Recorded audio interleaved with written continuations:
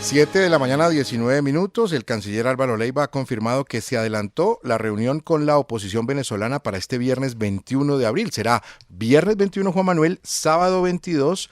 Se espera que asista el presidente Gustavo Petro. El presidente adelantó la gira por Estados Unidos. El fin de la gira estaba programado tener agenda hasta el día viernes, pero la ha adelantado. Va a viajar jueves en la noche, viernes en la madrugada estará en Bogotá y se busca que se pueda también sentar con la oposición venezolana. Saludamos a Juan Guaidó, uno de los líderes de la oposición venezolana. Bienvenido, señor Guaidó, a RCN Radio. Gracias por estar con nosotros. Buen día.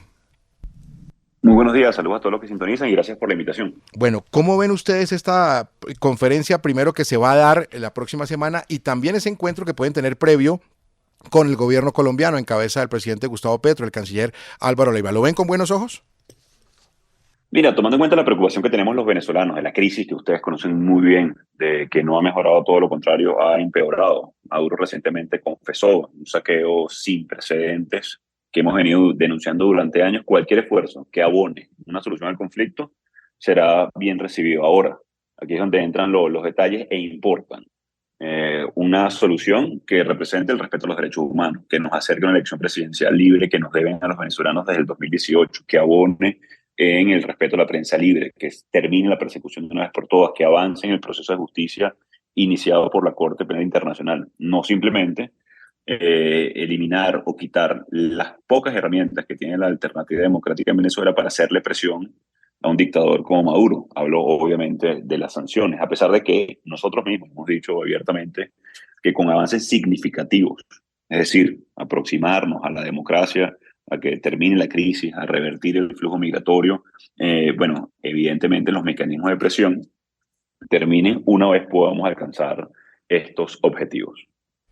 Señor Guaidó, ¿y qué dicen los otros representantes de la oposición? Hemos visto algunos mensajes de María Corina Machado, de Enrique Capriles. ¿Se van a presentar ustedes en bloque como oposición para estos diálogos?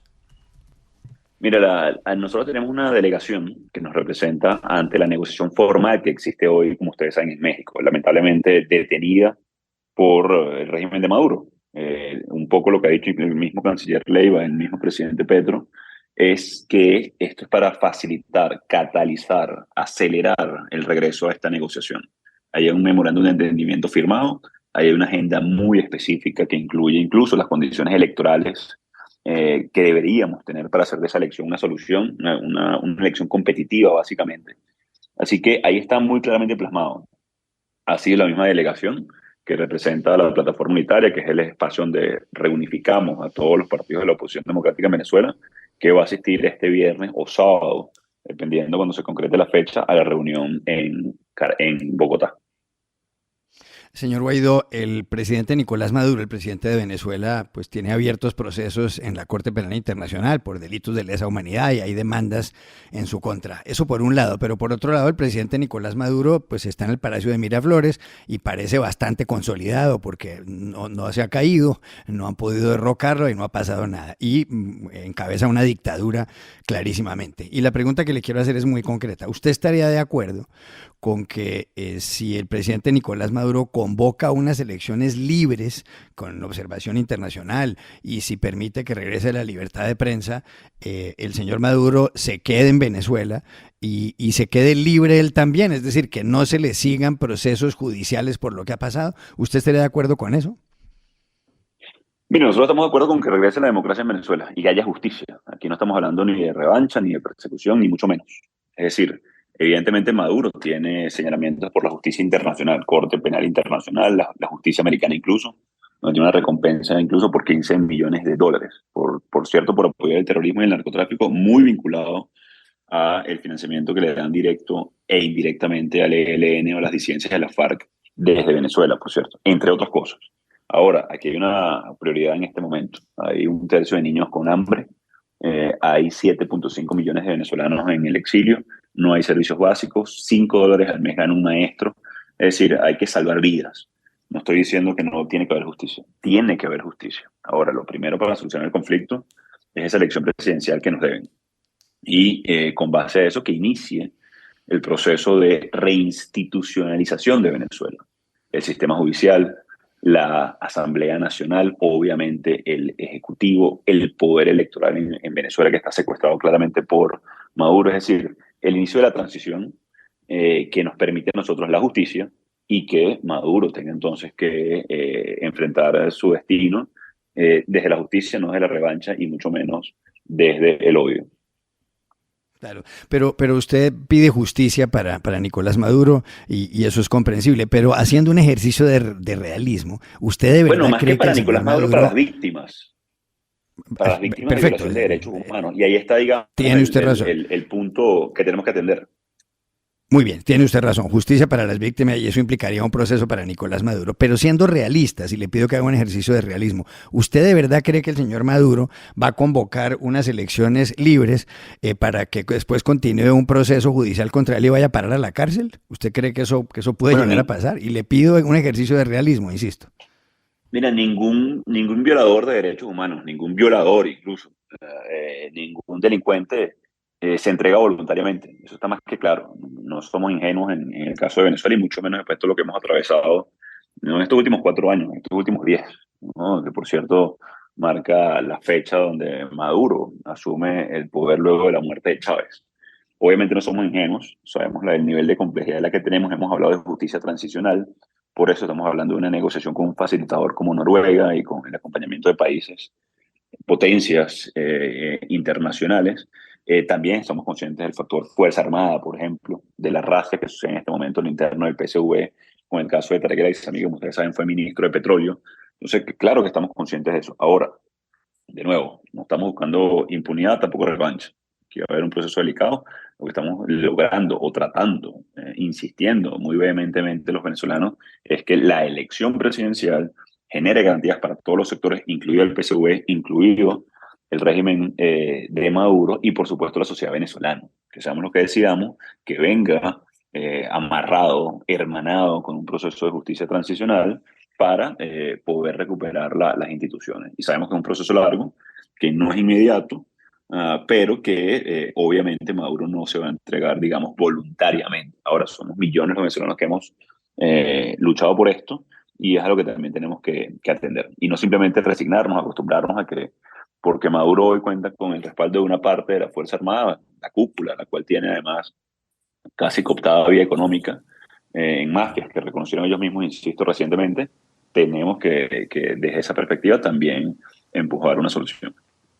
Señor Guaidó, y en todo este proceso habla usted del acompañamiento de algunas potencias. Estados Unidos en particular, ¿cuál papel está jugando? Porque le da a uno la impresión de que está alentando la mediación y la participación del presidente Gustavo Petro en todo este proceso. El encuentro que van a tener mañana con el presidente Biden, pues también tiene ese propósito dentro de varios temas en la agenda.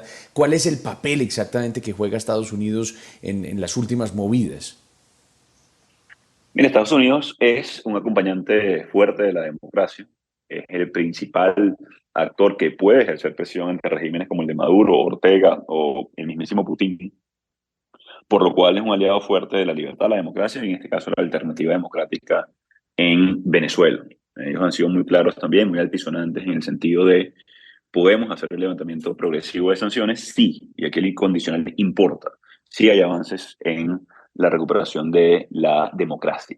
Entonces, en este momento, que el presidente Petro sirva como interlocutor ante Maduro, bueno, pudiera resultar bien. Ahora, lo que no podemos permitir, y de nuevo, aquí está la línea delgada, que eso sirva para blanquearle la cara a un dictador. Por el contrario, si el presidente Petro decide hablar en nombre de la democracia, hablar en nombre de la libertad de las víctimas de violación de derechos humanos, de una elección libre, bueno, entonces tendremos una fórmula que puede resultar en una solución política al conflicto. Ahora, de nuevo, el presidente Petro es el único presidente que ha visitado a Maduro en los últimos 4 o 5 años, desde que claramente es señalado como dictador por los crímenes cometidos. Así que tiene una decisión es el presidente Petro en este caso, más que los Estados Unidos, que tiene una posición muy clara y que si puede fungir de interlocutor con el régimen de Maduro, ojalá que podamos terminar esto en una elección libre. Pero, de nuevo, esto por sus obras los conoceréis. Es decir, en este momento no creo que podamos creer en buenas palabras de un dictador. Necesitamos hechos. Y el martes, en esta cumbre, bueno, tendremos una gran oportunidad para probar de qué lado están los diferentes países en la región. del lado simplemente de la democracia, una elección libre, o de un dictador. Señor Guaidó, la siguiente pregunta la hace nuestro corresponsal en Caracas, Saúl Noriega. Saúl, lo escucha Juan Guaidó.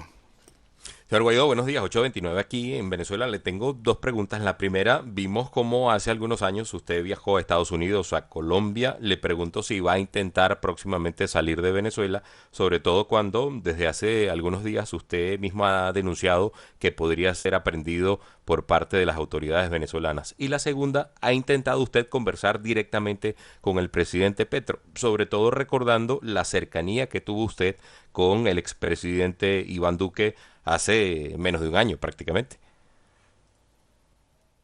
Mire, con respecto a la persecución, ha sido muy intensa los últimos 4 años y los últimos 10 en Venezuela, ¿no? No en vano, Maduro está señalado por delitos de lesa humanidad directamente y toda su cadena de mando. En este momento está en su escritorio mi orden de detención, como lo ha estado de alguna manera en los últimos 4 años. Mi familia ha estado detenida, como ustedes saben, torturados, incluso en la Dirección General de Contrainteligencia Militar, mi equipo de trabajo, la mayoría en el exilio. La persecución ha estado en puerta. En este caso no la tomamos en vano o de manera ligera, como lo hemos hecho nunca. Por eso hemos denunciado claramente la pretensión del régimen de Nicolás Maduro. Me mantengo en Caracas, me mantendré en Caracas, precisamente exigiendo lo que nos corresponde, esa elección libre, y participando en el proceso que pretende reunificar a toda la oposición venezolana, que es la primaria convocada para el 22 de octubre, que más allá de una medición de quién tiene más votos, persigue reunificar a la herramienta más poderosa que hemos tenido, que es la unidad en Venezuela. Hoy sabemos dispersa, hoy sabemos en vías de reconstrucción, y ese tiene que ser el hito definitivo. Con respecto a la conversación con el presidente Petro, no ha sucedido, y ayer el canciller Leiva hablaba de que toda la oposición estaba convocada, incluso me mencionó a María Corina Machado. Para nosotros, de nuevo, todo lo que abone en una solución. Hay una línea delgada y debo insistir, sobre todo a todos los colombianos que han seguido de cerca el proceso de Venezuela como un país hermano, y por la preocupación que sienten de lo que sucede con los venezolanos, porque ya tienen un amigo venezolano en Bogotá, en Medellín o en Cúcuta, y saben y han escuchado de primera mano la narración de lo que sucede. Entonces, con respecto al presidente Petro, siempre estaremos dispuestos a conversar. Ahora, aparte hoy de que el presidente Petro quiere escuchar a todas las partes y no simplemente interactuar con el dictador. Ha venido muchas veces a Venezuela, tanto el canciller como el presidente Petro, y no se han reunido con la alternativa democrática. No sabemos si por petición del dictador o simplemente por voluntad. Creo que deben abrir ese espectro y atender a los que han sido víctimas de persecución, de violación de derechos humanos, que tenemos, incluso Sí. hablando de la Corte Interamericana de Derechos Humanos, también señalamientos claros en ese sentido. En ese sentido, señor Juan Guaidó, ¿cómo ve usted al presidente Petro? ¿Lo ve como un cómplice de Maduro? ¿Lo ve como un cómplice de la guerrilla? ¿Lo ve como un renovador de la izquierda latinoamericano? ¿Como alguien que evidentemente puede ayudar a solucionar la situación de Venezuela? ¿Cuál es su lectura del mandatario colombiano? Mira, como el presidente de Colombia, los colombianos eligieron democráticamente a un presidente. Nosotros los venezolanos entendemos a Colombia como un país hermano, como un país que está estrechamente ligado el destino y el futuro de nuestras naciones. ¿Y cómo lo veo hoy? Como una expectativa, honestamente. Tiene que probar su mandato con respecto a la democracia y los derechos humanos el presidente Petro. Se los mencionaba hace unos segundos. Hasta ahora ha venido a Venezuela y no se reunió con la oposición venezolana, solamente ha interactuado en Venezuela, en territorio venezolano, con el dictador. El martes ha convocado una cumbre para hablar del tema Venezuela. De nuevo, eso es una expectativa, está por suceder esa cumbre. El resultado es lo que importa en este momento. Las consecuencias de la dictadura ya todos las conocemos. Destrucción de la economía, sin precedentes el flujo migratorio, por lo que significa Maduro para el financiamiento de los grupos irregulares, incluso en Colombia. Entonces, de nuevo, creo que hay que juzgarlo por las obras, y el martes habrá una buena primera cita para entonces abonar en cómo veremos los venezolanos y también los colombianos con respecto a su posición de la democracia, de la interacción con un dictador, el presidente Petro. Señor Guaidó, es indudable que ustedes tienen un trabajo muy grande ante un dictador, ante un hombre que no respeta derechos humanos, no respeta entidades internacionales, nada.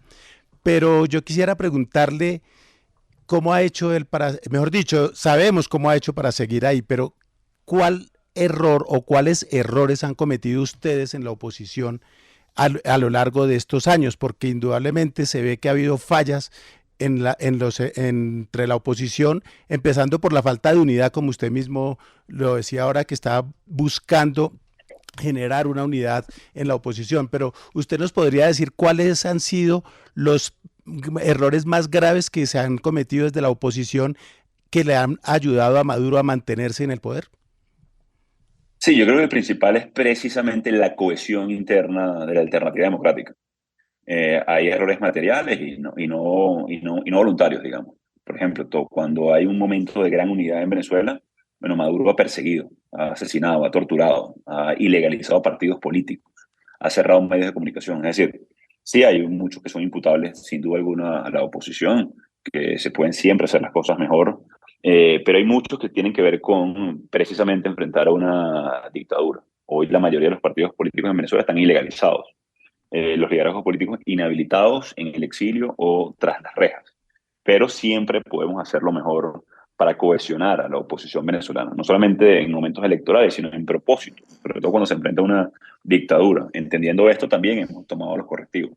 Hemos ampliado la base de discusión política, incluyendo casi a más de 10 partidos políticos en lo que denominamos la plataforma unitaria, convocado una primaria en la alternativa democrática para legitimar con la gente el liderazgo, pero también para favorecer la organización, la movilización, para poder, por ejemplo, acompañar a los maestros que están protestando hoy por mejores salariales, insisto, $5 al mes.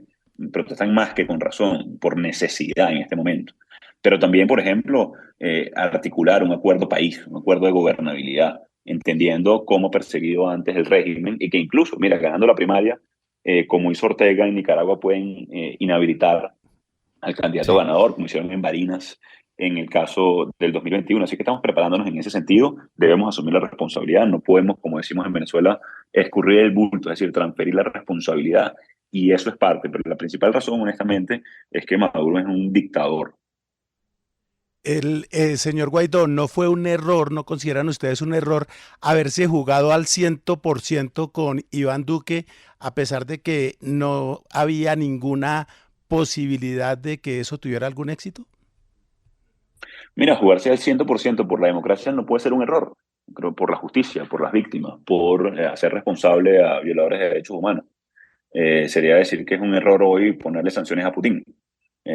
¿Podemos decir que las sanciones son 100% efectivas? Bueno, tampoco podemos decirlo, evidentemente. Pero lo que no podemos hacer es que pasen impunes este tipo de dictadores, porque simplemente las vas a fomentar. Hoy el incentivo de Ortega, de Maduro, bueno, seguramente será a seguir sosteniéndose en el poder vía sangre y fuego.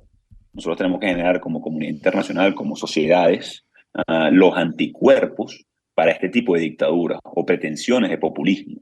Caso en Venezuela, desde haber cambiado la constitución hasta asesinar, literalmente. Entonces yo creo que hoy más que nunca necesitamos, por el contrario, gente que se la juegue al 100% por la democracia, no a medias. Ninguno de ustedes le diría a sus hijos, mira, juégate la mitad de tus derechos, porque el bully del colegio te puede hacer daño al día siguiente, entonces mejor no le digas nada. Por el contrario, ustedes le dijeran a su familia, a sus ciudadanos, jueguensela al 100% por sus derechos, por lo que es justo. Y yo creo que eso fue lo que hizo Juan Duque y lo que hicieron muchos de los presidentes de la región. Ahora, nos falta seguir. Lo que no podemos es acostumbrarnos a vivir en la miseria y mucho menos en dictadura. Sí.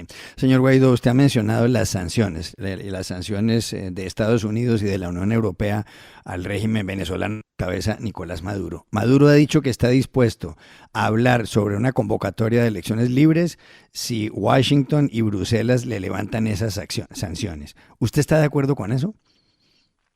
Mira, esto como el juego del huevo o la gallina, ¿no? El famoso dilema. Absolutamente.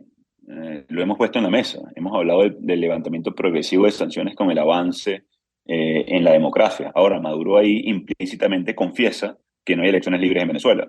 Que bueno, que ella estuviera dispuesto a hablar de elecciones libres en Venezuela si le levantan las sanciones que fueron impuestas, por cierto, porque no hubo elección en el 2018. Entonces, por eso digo que es como el dilema del huevo y la gallina.